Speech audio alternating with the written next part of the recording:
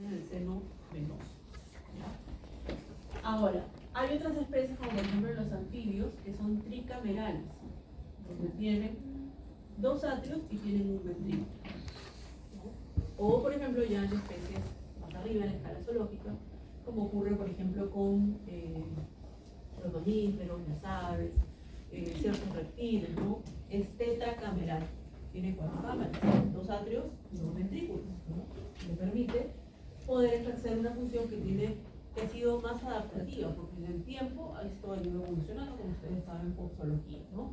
Ahora, ese flujo sanguíneo va a ir pasando a través de ciertas estructuras que son los vasos sanguíneos, como por ejemplo, si hablamos de arterias y de arteriolas, estamos hablando de un sistema de distribución. Se va a encargar de distribuir la sangre, se va a encargar de que la sangre pueda llegar a los diferentes tejidos y órganos, ¿sí?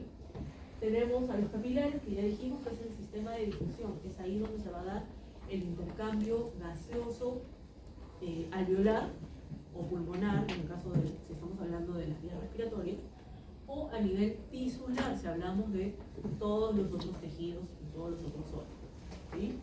Y tenemos el sistema de colección que está dado por las vénulas, ¿no? Por las venas y las grandes venas, ¿no? Las venas cavas. Entonces todos ellos van a permitir que se dé de acuerdo a la dirección de la corriente, nuevamente, por diferencia de presión, siempre de mayor a menor presión, ¿sí? Ahora, con esto que estamos diciendo, vean lo que dice, las venas llevan la sangre al corazón y las arterias transportan la sangre desde el corazón. ¿Por qué no al revés? Por el tamaño y la presión. ¿Quién tiene más presión? Las arterias. Entonces tienen una mayor presión, lo cual les va a generar que tengan una alta resistencia, ¿sí?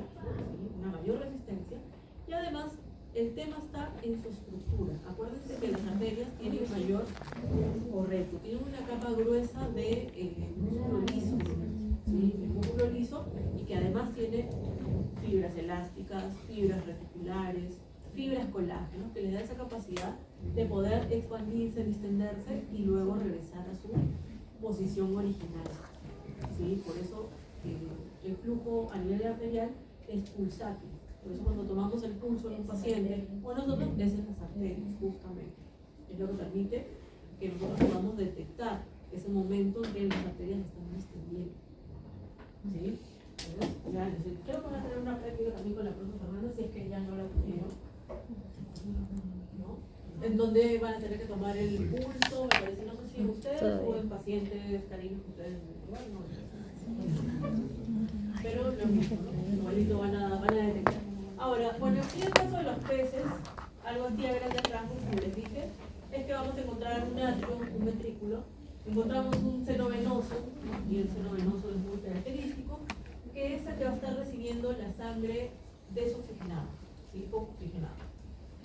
Ahora, yo les hablé también de otra estructura que es el bulbo arterial o arterioso, ¿no? Que en este caso es el que va a estar recibiendo la sangre oxigenada. ¿Y se ha oxigenado dónde? A nivel de las glándulas. Y de ahí va a ser distribuido a todos los órganos y todos los tejidos en estos peces. Para recordar un poco, cuando hablamos de sistema circulatorio tenemos que hablar de que hay una circulación mayor y una circulación menor. Vamos a empezar con la circulación menor. La circulación menor, también conocida como circulación pulmonar y también conocida como circulación de baja resistencia, ¿sí? Se debe a que la sangre va a pasar del corazón hacia los pulmones, y a nivel de los pulmones sabemos que tenemos a los capilares alveolares.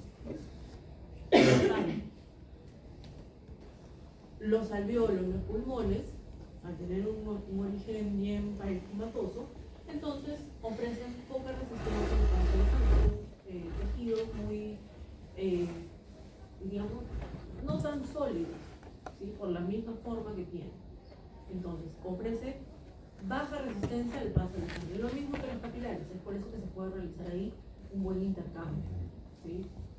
Entonces, también se conoce en serie, circulación en serie. ¿Por qué? Porque va a ir controlamiento en serie. ¿Qué significa esto? Que la sangre va a ir del corazón a los pulmones y de los pulmones regresa al corazón. Entonces se denomina en serie. Y luego tenemos la circulación mayor, circulación sistémica o de alta resistencia, porque en este caso ofrecen mayor resistencia a los órganos a los que se dirigen. ¿No? La circulación que va a todos los sistemas, excepto los pulmones, como ya sabemos, llega al estómago, llega al hígado, llega a los riñones, que son órganos mucho más sólidos, entonces ofrecen una mayor resistencia. Y es por eso también que las arterias necesitan una mayor presión, justamente para que puedan llevar la sangre hasta esos órganos, ¿no? Y también se conoce circulación en paralelo, así como en la menor era en serie, aquí es en paralelo. ¿Qué significa que sea en paralelo? Significa que la sangre que está siendo bombeada por el corazón va a llegar en el mismo tiempo, por ejemplo, al estómago, va a llegar al intestino, va a llegar al útero, al mismo tiempo. ¿Por qué no es en serie como el anterior? Porque, ¿qué ocurriría si fuese en serie? Tendríamos, a ver, el corazón tendría que ir primero al estómago, del estómago tendría que regresar y del corazón iría recién al intestino, regresa y va al tercero que dijimos, útero, ¿no? Útero. Y no ocurre eso, sino que ocurre al mismo tiempo. Por eso es en paralelo. ¿Sí? Al mismo tiempo. ¿Ya? Entonces tengan en cuenta eso. Ahora, hay excepciones. A esas excepciones se les conoce como sistema Porta. ¿Cuáles son esas excepciones? A nivel renal, a nivel visceral o hepático y a nivel del hipotálamo y del hipófisis.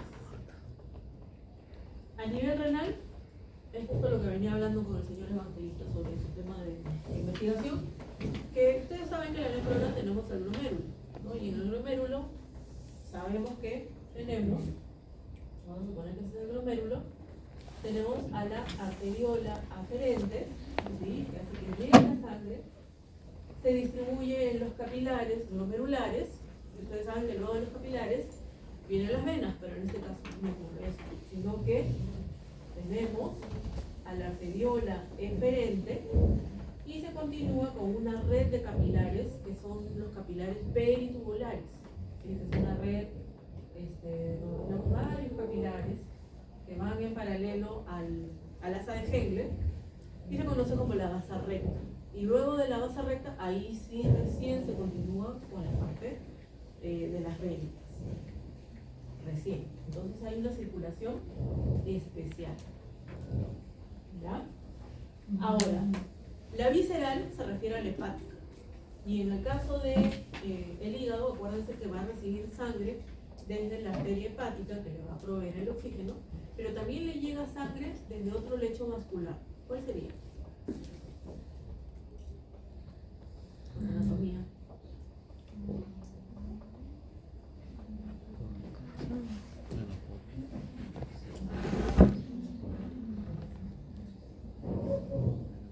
Sería a través de la vena porta. A través de la vena porta. La vena porta le lleva nutrientes desde el intestino, desde el estómago y desde el vaso. ¿Sí? Esas, bueno, tiene lo que sería la arteria, bueno, sí, la arteria gástrica, la esplénica y la mesentérica confluyen en esa vena porta, ¿no? En la cual termina dándole nutrientes. Porque ustedes saben que a nivel hepático tenemos una infinidad de procesos metabólicos. Entonces necesita de esos nutrientes que llegan sobre todo del intestino. Entonces recibe doble lecho vascular. ¿Ok? Entonces ahí tenemos un sistema porta. Y tenemos el sistema hipotálamo-hipófisis, o hipotalámico hipofisiario, también conocido como encefálico, que lo vamos a ver con mayor detalle en endocrino. Pero en este caso, ustedes recordarán que tenemos al hipotálamo y tenemos algo que vendría a ser la hipófisis. la anterior y la posterior, ¿sí? En este caso, esta circulación especial se va a dar entre el hipotálamo y la hipófisis anterior. Solo la hipófisis anterior. En la cual permite que hormonas que se producen a nivel del hipotálamo puedan llegar a sus receptores que se encuentran en la hipófisis anterior, ¿sí? A nivel anterior. Entonces también ahí es una circulación especial. ¿Cómo qué hormonas? En realidad tienes muchísimos. No, la oxitocina va a la posterior. Va a se almacena a través de axones, lo vamos a ver en su momento. En este caso, llegan por vías sanguíneas especiales, no aporte totalmente especiales. Por ejemplo, cuando vimos el ejemplo de feedback negativo, ¿fue con la CRH o con la TRH? Sí. CRH, hormona liberadora de corticotropina. No, La la hormona liberadora de tirotropina. tirotropina, La sí. hormona liberadora de tirotropina se produce a este nivel. ¿Sí? Entonces va por vía sanguínea, llega a sus receptores y se produce la TSH, la hormona estimulante de la tiroides. ¿Sí? Entonces, ¿cómo llega? A través del sistema opuesto. Y vamos a ver una infinidad de hormonas de que no se preocupen. Lo vemos en las últimas semanas. Esto lo hablamos. A ver, el corazón, por anatomía, sabemos que nos dice que tiene 4 cámaras, que hay un corazón izquierdo, un corazón derecho, pero en realidad como que no es tan así, ¿no? Sabemos que tiene la forma de cono truncado, que tiene una base, que tiene un vértice, ¿sí? Lo vamos a ver aquí. Pero tenemos que ubicar bien, tenemos que recordar ciertas zonas, ciertas áreas para poder entender cómo se genera nuestra expresión, ¿sí? Entonces vamos a recordar, ustedes me van a ayudar, que tenemos el atrio derecho, ventrículo derecho, atrio izquierdo, ventrículo izquierdo, ¿sí? Eso para ubicar, que creo que es sencillo, todo el mundo recuerda eso, ¿no? Ahora, pregunta. Al atrio derecho, ¿qué vasos sanguíneos llegan o qué vasos sanguíneos salen? ¿Llegan o salen? Llegan, ¿no? A las venas, acá. Sí, no sé cómo la mente superior, ya, craneal y cava, ¿correcto? Llega la sangre, que está llevando una sangre poco oxigenada, que ha sido recogida de todos los sistemas, hacia el atrio derecho, pasa al ventrículo derecho, y del ventrículo derecho pasa a qué vaso sanguíneo, a la arteria pulmonar, ¿no? Como su nombre indica, va a los pulmones, hay intercambio gaseoso, ¿sí? Entonces en este caso nos interesa que obtengamos el oxígeno y esa sangre oxigenada va a llegar al atrio izquierdo a través de las venas pulmonares. pulmonar, ¿correcto? Entonces, sangre rica en oxígeno pasa del atrio izquierdo al ventrículo izquierdo y del ventrículo izquierdo pasa ¿a dónde? A la arteria aorta. A la arteria aorta. ¿Ok? Entonces, ese es el recorrido que tiene que realizar la sangre cuando llega al corazón. Ahora, de los vasos sanguíneos que hemos nombrado, ¿quién tiene mayor presión? La aorta. ¿De cuánto sería la presión? Va a variar porque, vuelvo a repetir, nosotros vemos muchas especies, ¿sí? Entonces, para hacerlo, digamos, un poco más sencillo, vamos a tomar promedios, ¿sí? Entonces, la aorta, 120 milímetros de mercurio. Esa es su presión. Vamos a tomarlo como un promedio para poder estudiar, ¿sí? Ahora, de los vasos sanguíneos que nosotros hemos estado hablando, ¿quién tiene menor presión?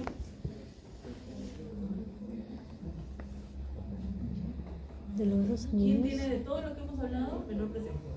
Las Las venas cavas. cavas. ¿Alguien recuerda de cuánto es la presión a este nivel de las venas cavas? Es entre 2 y 5 milímetros de mercurio. 2 y 5 milímetros de mercurio. Acuérdense siempre colocar milímetros de mercurio, ¿sí? Porque a veces con cuando se les pregunta en el examen colocan, por ejemplo, 2 o 5. Porque si no me ponen que yo no sé si son naranjas, lápices, no sé. Entonces tiene que ser en milímetros de mercurio, ¿sí? ¿Cuánto tiene de presión la arteria pulmonar? ¿Igual a la aorta? No. Mucho menos en realidad. Tiene entre 18 a 25 milímetros de mercurio. Nada que ver con los 120 milímetros de mercurio de esa, ¿no? De hecho, hay algunos libros que hablan de 15, ¿sí? Pero la mayoría habla entre 18 y 25. Entonces no se sorprendan, pero se dan cuenta que está alrededor, ¿no? Igual es bajita, es bien bajita. ¿Y qué nos falta? Ah, las venas pulmonares. ¿De cuánto es? Va entre 5 a 10 milímetros de mercurio. 5 a 10 milímetros de mercurio. No es tan baja como la de las venas, ¿no? Ahora, estas presiones es importante que ustedes se acuerden, pero la próxima semana, cuando hablemos de ciclo cardíaco, ustedes ya tienen que saber estas presiones. ¿Quién tiene mayor presión, quién tiene menor presión? Para poder entender cada fase, ¿sí? Por eso les coloco hoy día a modo de repaso. Ahora, algo importante que tal vez ustedes noten, lo que ya han notado y a lo mejor lo han hablado también en anatomía, y es que, por ejemplo, las paredes del ventrículo izquierdo Son más gruesas. están más engrosadas que las del ventrículo derecho. Ahora la pregunta es ¿por qué? Porque ahí necesitan más fuerza para tirar la sangre a todo el organismo. Correcto. El ventrículo izquierdo tiene que generar mayor presión para superar la presión de la aorta. Es decir, que la sangre va a poder pasar del ventrículo izquierdo a la aorta cuando supere 120. Cuando llega a 121 se abren las válvulas. ¿Sí? Entonces de esa manera tiene que generar mayor presión que el ventrículo derecho. El ventrículo derecho solamente tiene que sobrepasar 18, 20, 22, 25, mucho menos. Si a alguien le toca hablar sobre este tema en su producto, asegúrense de que el ventrículo izquierdo sea más grueso. Porque si están iguales, yo les digo que les van a restar puntos. ¿Sí? Tener en cuenta ciertas cositas que hay que fijarse. Porque yo sé que muchas veces mandan a hacer las maquetas y es normal porque a veces no hay tiempo, ¿no? Y a veces no tenemos esa plasticidad. Yo tampoco prefiero que no, esas manualidades no es posible, ¿no? Entonces, pero sí fíjense, porque ha pasado, o sea, a veces lo hacen igualito y lógicamente les va a restar puntos. O incluso hemos visto maquetas cuando me ha tocado estar en la práctica y yo me acuerdo perfectamente que era el vaso y decía riñón. Entonces, ojito cuando les hagan ustedes de fíjense bien. ¿Ya? Entonces, esas presiones para tenerlas en cuenta para el ciclo cardíaco.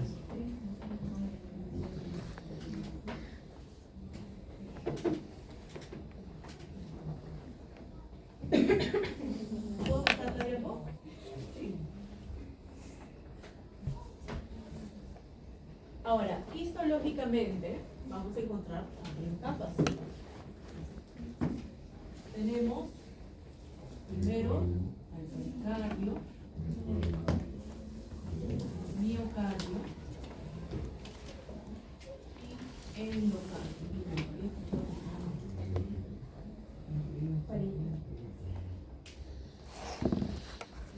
Bien, el pericardio se va a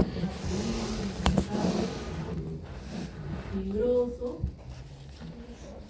y pericardio seroso. Y el seroso, ahí sí se va a dividir en lo que dicen ustedes. En una hoja parietal y en otra visceral. ¿Sí? El pericardio fibroso, ¿cómo está formado? Tejido conjuntivo fibroso, ¿no? Le dice un nombre. ¿Y el seroso?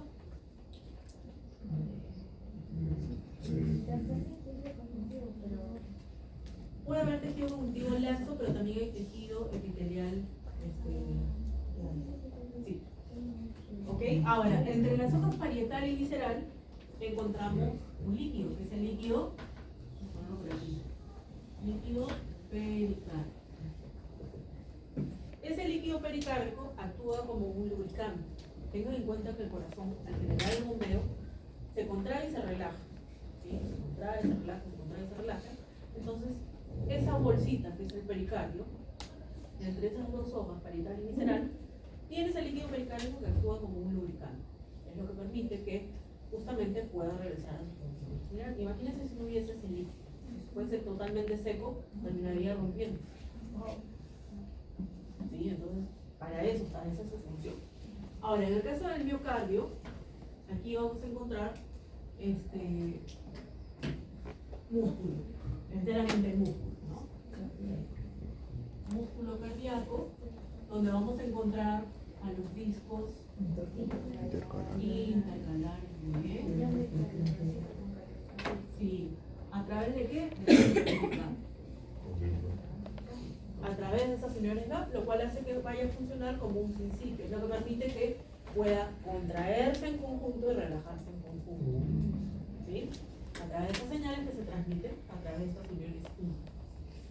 Muy bien. Y el endocardio es la capa más interna, como ustedes ya saben, que está formada por, ¿qué cosa? Encontramos también tejido conjuntivo laxo y encontramos tejido epitelial. ¿Cuál?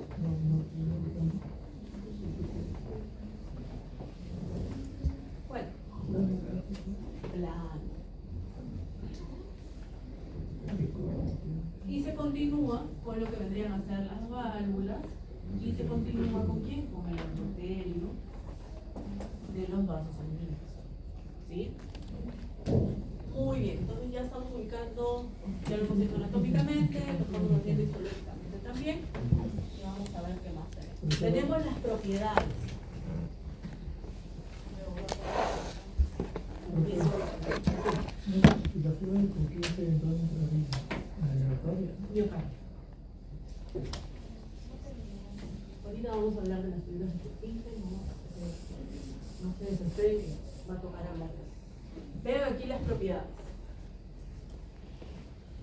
Las que están en color, no sé si se llega a ver, pero es un color medio celeste. Vamos a ponerle el color azul.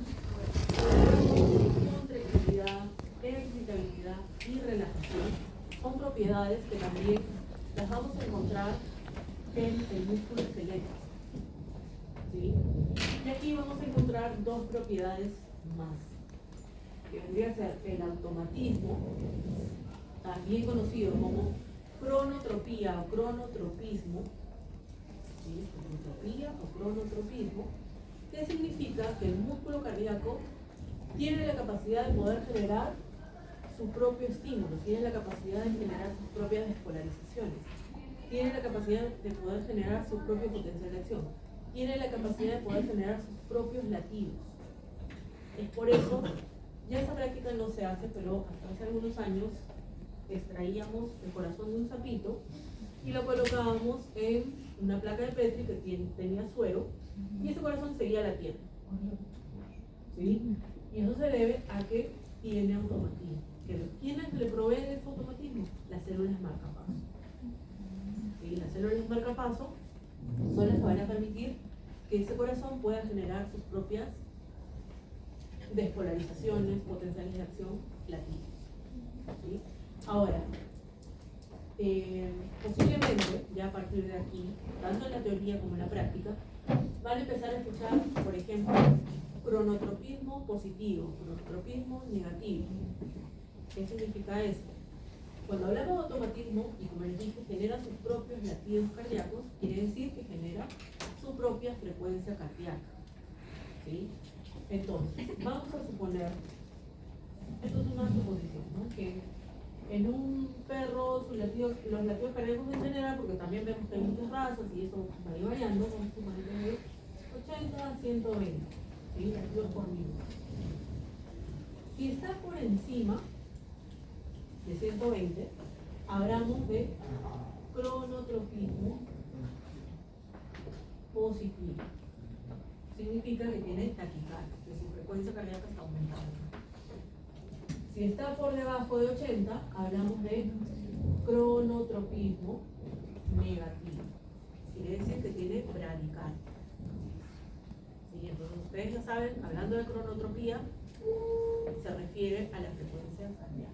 ¿Sí? Y puede ser positiva o puede ser negativa. Y esa es la principal propiedad que tiene por esas células marcapaces, de las cuales vamos a hablar en un ratito más. Ahora, la siguiente es la conductibilidad. Conductibilidad que se conoce como dromotropía o dromotropismo. En este caso, dice que la señal puede ser conducida, de ahí el nombre conductibilidad, permite propagar la excitación, la estimulación. Una vez que está estimulado, se va a conducir a toda la fibra. ¿Sí? Ahora, igual que en el músculo esquelético, hay contractilidad, o también llamado inotropismo, y cuando hablamos de fuerza de contracción, estamos hablando de inotropismo o inotropía. Fuerza de contracción. Entonces aquí también podemos encontrar inotropismo positivo, inotropismo negativo. Aumenta la fuerza contráctil, disminuye la fuerza contráctil. ¿Se acuerdan cuando hablamos de la adrenalina? Que aumentaba la fuerza cardíaca y aumentaba la fuerza de contracción. Entonces quiere decir que la adrenalina genera cronotropismo positivo e inotropismo positivo. ¿Sí? Entonces, ojo con esos términos porque, como les digo, ya ahora van a empezar a hablar, a escuchar esos temas, ¿no? Con esas palabras. Entonces, contractilidad significa que tiene la capacidad de generar, ¿no?, a través de la actividad electroquímica, que se convierta en energía mecánica, que pueda contraerse y que lógicamente después pueda relajarse con la siguiente propiedad. Entonces, relajación, lucitropismo. Luego de que se contrae, se genera una adecuada relajación. Y la otra es la excitabilidad o batmotropismo o batmotropía, que como toda célula excitable tiene la capacidad de contraerse ante un estímulo. ¿Sí? Eso significa. Entonces estas son las propiedades que vamos a encontrar a nivel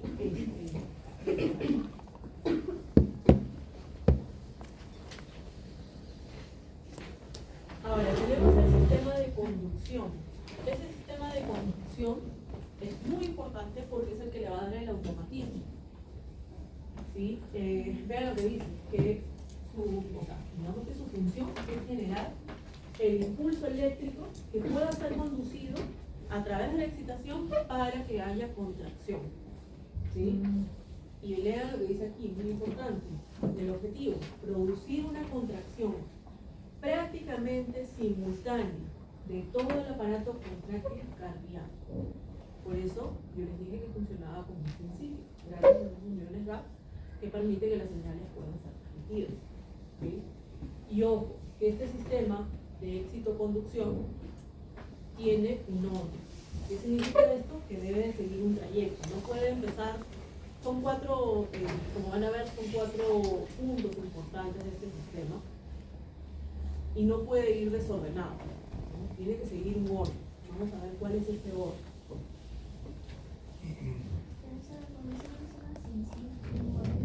Principio.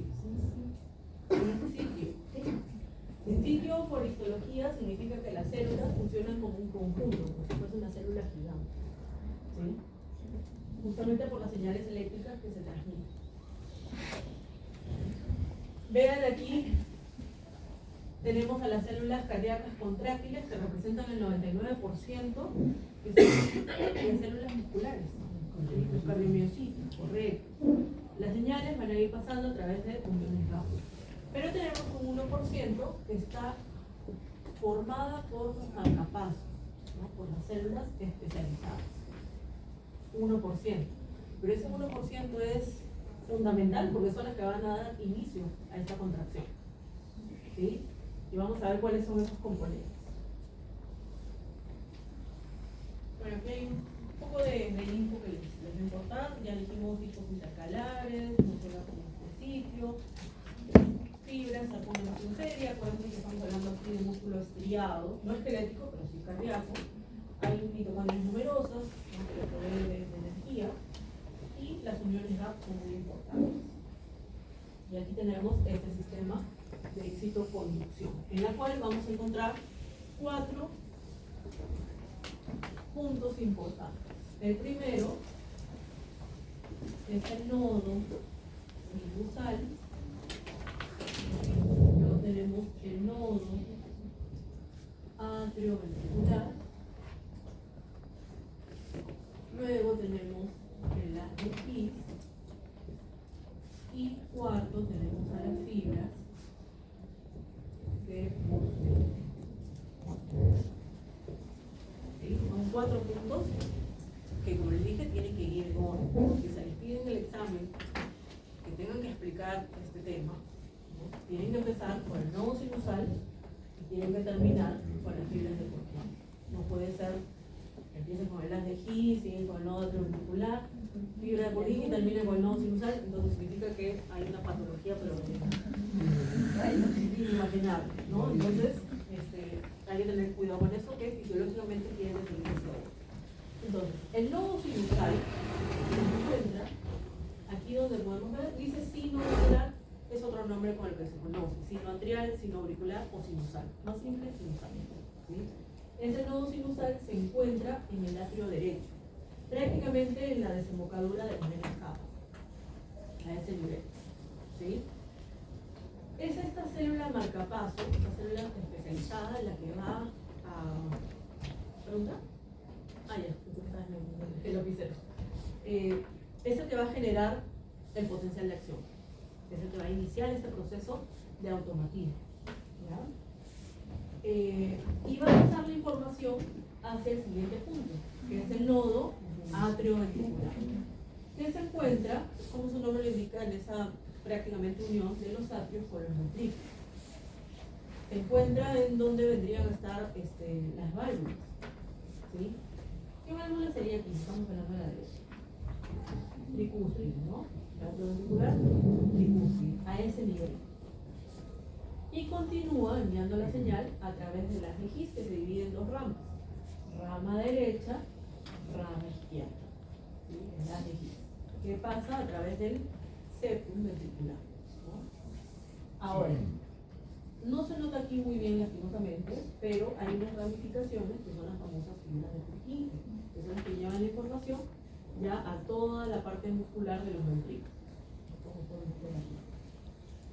¿Okay? Entonces tiene que seguir este orden.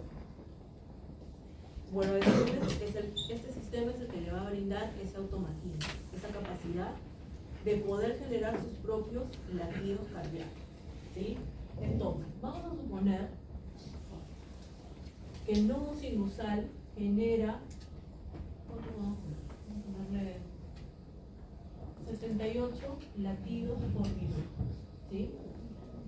Quiere decir que va a generar 78 despolarizaciones por minuto, 78 potenciales de acción por minuto, 78 latidos por minuto. A dar origen, es el que va a comandar, si quieren decirle que está siguiendo, que es el que va a dar inicio a la batuta de todo este sistema, ese no es el capitán. Si quieren decirle capitán, capitán, vamos a utilizar.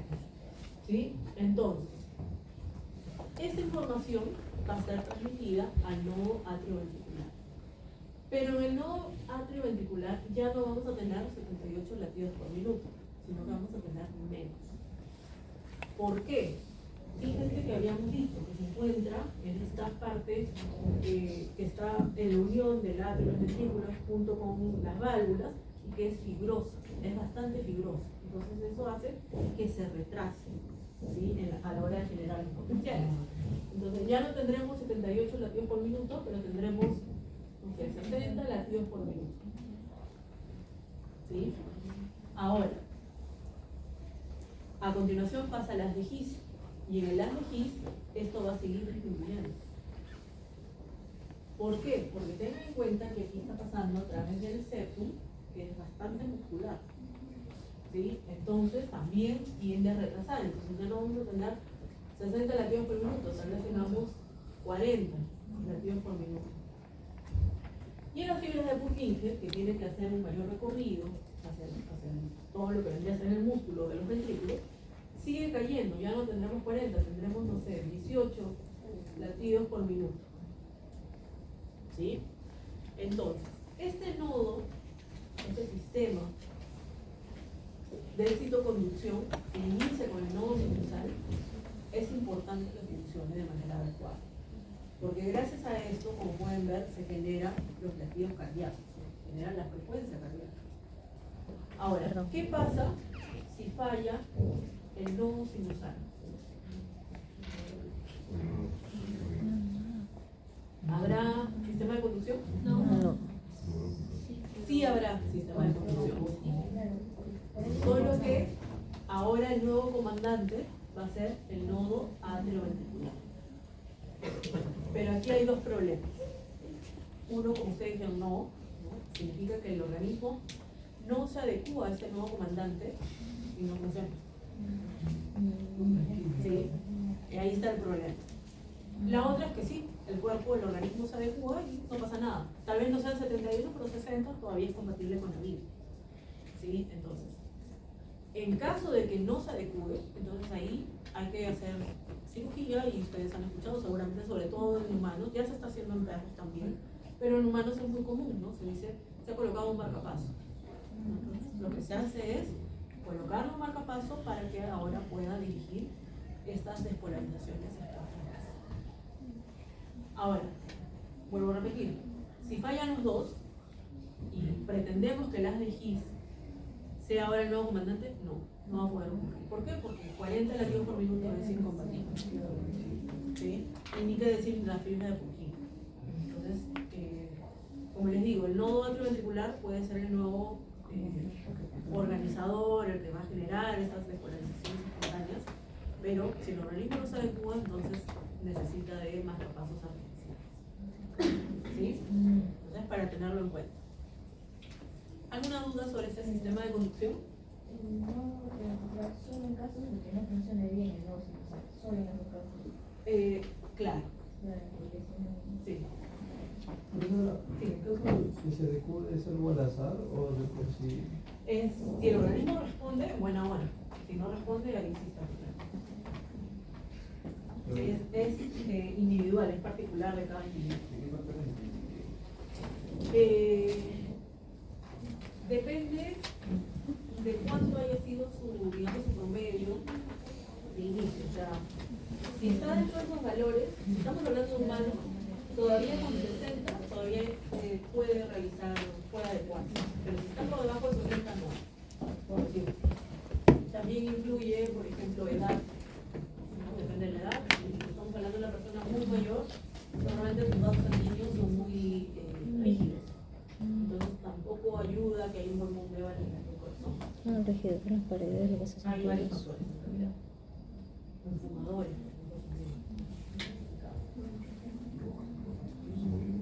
Algunos datos. Células marcapasos son células musculares especializadas, ya sabemos. Algo importante, el potencial de reposo, ¿sí?, es menos negativo. ¿Por qué? Porque suele ser de menos 60 milivoltios, a diferencia de lo que habíamos visto en las neuronas, ¿no?, que era de menos 65 a menos 90 milivoltios, ¿no? Entonces en las células marcapasos de menos 60 milivoltios, ¿okay? Y genera despolarización espontánea hasta alcanzar el umbral, ¿no? Y si alcanza el umbral, ustedes ya saben, potencial de acción. Ahora vean cómo son los potenciales de acción, ¿no? El nodo sinusal, el atrioventricular, el haz de His y el Purkinje. Nodo sinusal tiene esta característica que presentan una pequeña curvatura. ¿Se acuerdan que nosotros hemos visto en espiga? Acá no hay espiga, aquí hay una pequeña curvatura, ¿no? Y vean cómo en el atrioventricular, cómo disminuye el número, que es justamente lo que estábamos diciendo. ¿Sí? Disminuyen los potenciales de acción, ya sabemos por qué, pero también se puede ver la curvatura. Ahora, en el haz de His y en las fibras de Purkinje, que podemos ver que sigue disminuyendo el número de potenciales de acción, va a ser diferente el potencial de acción. ¿Por qué? Porque los nodos son células especializadas, pero cuando hablamos del haz de His y las fibras de Purkinje, estamos hablando de los cardiomiocitos o de las fibras musculares. ¿Sí? Entonces, aquí se caracterizan por tener la meseta. En Purkinje mucho más marcado. Vamos a ver ahorita cómo es que se generan esos potenciales. Aquí se puede ver, ¿no?, cómo sigue un orden. Voy a borrar aquí.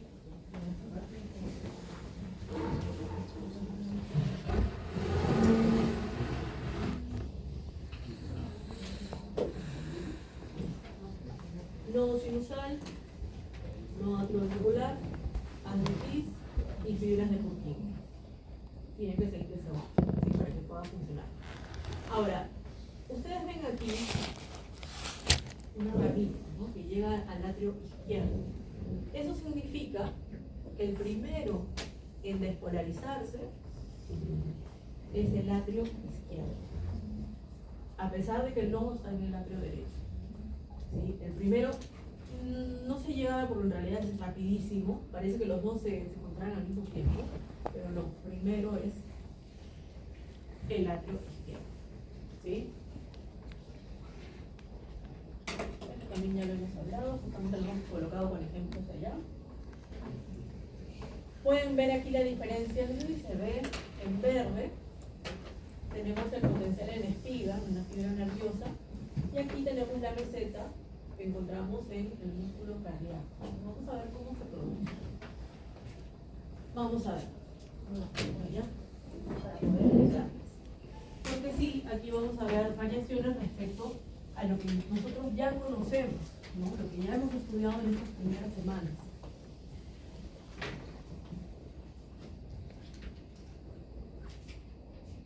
A ver, nos muestra los potenciales de acción en las células especializadas, que son los marcapasos, los nodos, y las células miocárdicas, haz de Kiss y fibras de Purkinje. Son diferentes, como ya hemos dicho.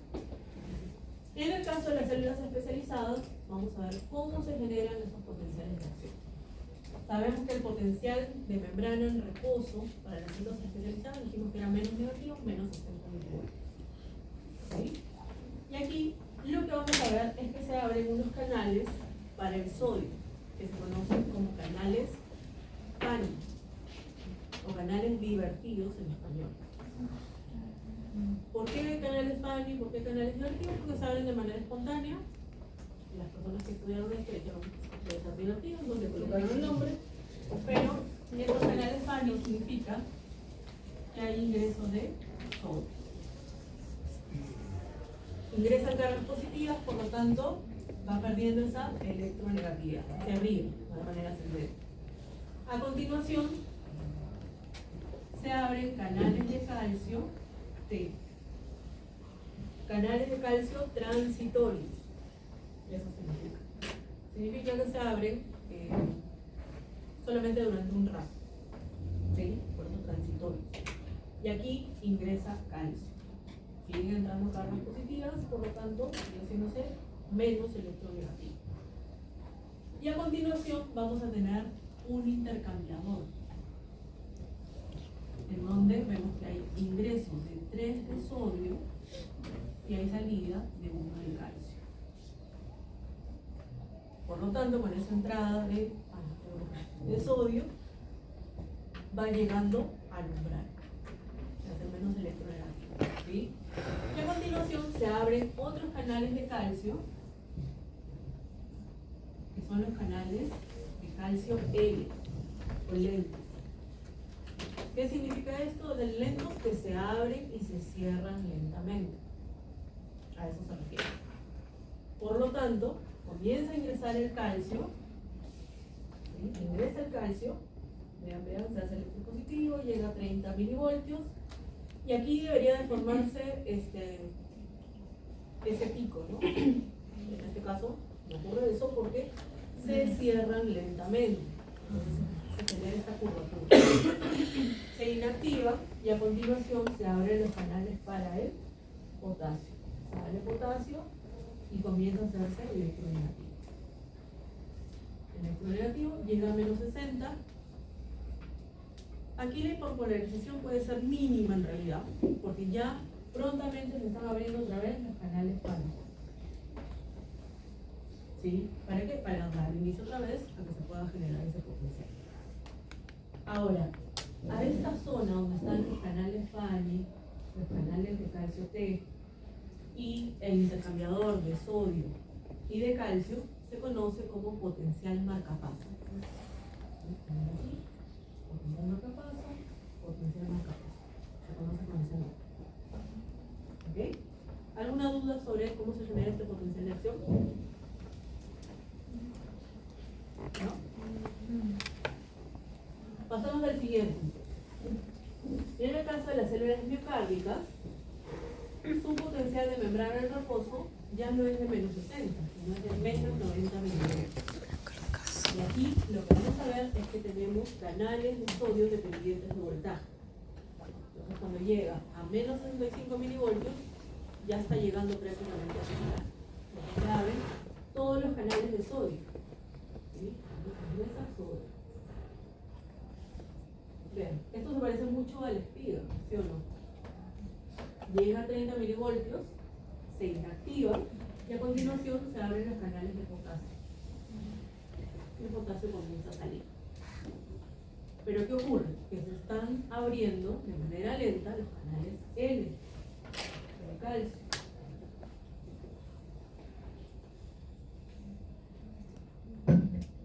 Entonces, ¿qué ocurre? Que es como una fuerza entre salida de cargas positivas y entrada de cargas positivas también, lo cual genera la meseta. Y aquí, en esta meseta, es donde se está dando la contracción. ¿Sí? Aquí tenemos la contracción cardíaca. Punto aproximadamente 100 aquí. Pero ¿qué pasa? Que los canales de potasio siguen abiertos, los canales de potasio siguen saliendo. Por lo tanto, ahora comienza a hacerse electronegativo. Se hace electronegativo. Aquí sí hay una hiperpolarización que se puede ver. ¿Sí? Vamos abajo de menos 90 milivoltios. Y luego regresa al reposo. ¿Cómo regresa al reposo? En el caso de los músculos esqueléticos y las neuronas, ¿cómo regresar al reposo? Bomba de sobrecontracción y los canales de bomba. En este caso, tenemos a la bomba de sodio y potasio, tenemos a la bomba de calcio y tenemos un intercambiador. ¿De quién? De sodio y de calcio. 3 de sodio por 1 de calcio. ¿Sí? Solamente de esta manera llega al reposo. Llega ese potencial de mantener el reposo. ¿Queda claro? ¿Sí? Ahora, en pacientes cardiópatas, en pacientes viejitos, gerontes, normalmente nosotros vamos a ver potenciales de acción de esta forma, donde tenemos una meseta muy corta, lo cual indica que no hay una buena contracción. Y si no hay una buena contracción, tampoco vamos a tener una buena relajación. ¿Sí? Entonces, en este caso se le administran fármacos como los digitálicos. ¿Sí? Los digitálicos lo que hacen es inhibir a la bomba de sodio y potasio.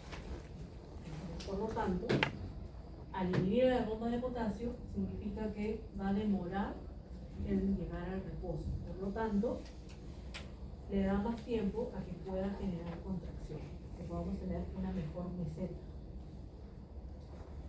Ahora, ojo, esto no quiere decir que al inhibir la bomba de potasio la va a inhibir para siempre, no.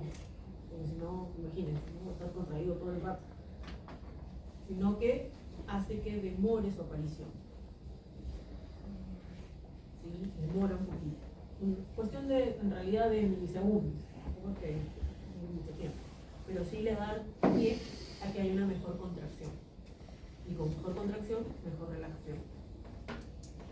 Entonces, de esa manera puede bombear mejor la sangre y también tener una mejor presión. ¿Ya? Es para tenerlo en cuenta.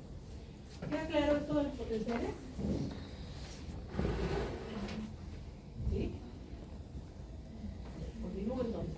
Esto ya lo hemos hablado. Aquí habla de marcapasos ventriculares auxiliares. Se refiere a lo que hemos hablado. Que si están en nodo sinusal, tenemos el nodo ventricular.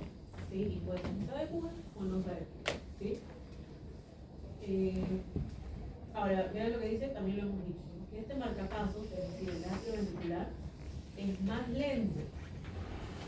Es más lento y es más ¿por qué? Porque está en una zona fibrosa. Lo que hace que, básicamente, las polarizaciones demoran un poco más en llegar. Periodos refractarios, también vamos a encontrar aquí periodos refractarios. Absolutos y relativos. importante tener en cuenta que el periodo refractario absoluto dura más que lo que hemos visto en las semanas pasadas. ¿Por qué? Porque tengan en cuenta que tenemos una meseta, ¿no? Entonces, ¿qué quiere decir esto? Que estos canales lentos de calcio se irrigan más lentamente y se cierran más lentamente. Por lo tanto, dura mucho más el periodo refractario. ¿Se puede generar periodo refractario relativo? Sí se puede, siempre que el estímulo sea mayor, mucho más fuerte, pero tendría que haberse cerrado todos los canales lentos de calcio. Es la única manera. Y normalmente ocurre en este segmento que vemos aquí. Casi llegando a la hiperpolarización, muy parecido a lo que hemos visto en los potenciales en espín. ¿Puedo continuar? ¿Sí? Nos toca hablar de ese mecanismo éxito contráctil. Ya ustedes conocen el del músculo atelético, ya vamos a hablar del músculo liso, y vamos a ver cómo se produce aquí a nivel del corazón. Músculo cardíaco también es músculo estriado, vamos a encontrar que tiene túbulos T. ¿Sí? Entonces, nosotros habíamos visto que para que se pueda generar la contracción, para que se puedan generar esos potenciales de acción, necesitamos que haya entrada de calcio. Teníamos el canal lentos. ¿Sí? Entonces, ingresa calcio, y aquí el calcio que está ingresando es, ¿cómo decirles? Es importante, es fundamental. ¿Por qué? Porque el calcio que ingresa, como lo vemos aquí, es el que va a estimular al retículo sarcoplásmico, que va a estimular los receptores de reanodina, para que el calcio pueda salir hacia el citosol. Calcio, ya sabemos, presencia de calcio en músculo, contracción. ¿Sí? Eso es lo que va a permitir que haya contracción. ¿Cómo se generan los puentes cruzados? Aquí sí va a ser igualito al músculo esquelético. Es decir, calcio se une a la troponina C, hace que la troponina se desplace, deja los sitios activos de la actina y la pecina, las cabezas de pecina pueden unirse a este y forman el puente cruzado. Igualito. Hasta ahí, igualito. ¿Sí? Se genera la contracción. Vamos a la relajación. ¿Cómo se relaja? El calcio, y ustedes saben que tiene que desaparecer. Entonces, la primera forma de que se almacene, se elimine ese calcio, es a nivel del retículo sarcoplásmico, donde tenemos a la bomba cerca, pero aquí tiene algo diferente a lo que teníamos en el músculo esquelético. En este caso, necesitamos de un activador, y ese activador es una proteína que se denomina fosfolambán. Fosfolambán. Ahora, necesitamos que la fosfolambán se active. ¿Cómo se activa la fosfolambán? Necesitamos de calcio que se va a unir a una quinasa, y cuando se une la quinasa forma un complejo que se llama calcio, calmodulín, quinasa 2. Calcio, calmodulín, quinasa 2. Esta calcio, calmodulín, quinasa 2 activa la fosfolambán, y la fosfolambán permite que se active la bomba cerca. Entonces el calcio puede almacenarse en el retículo sarcoplásmico. ¿Qué más? ¿Qué va a pasar con el calcio? Aparte, puede salir a través de la bomba de calcio que se encuentra a nivel de la membrana,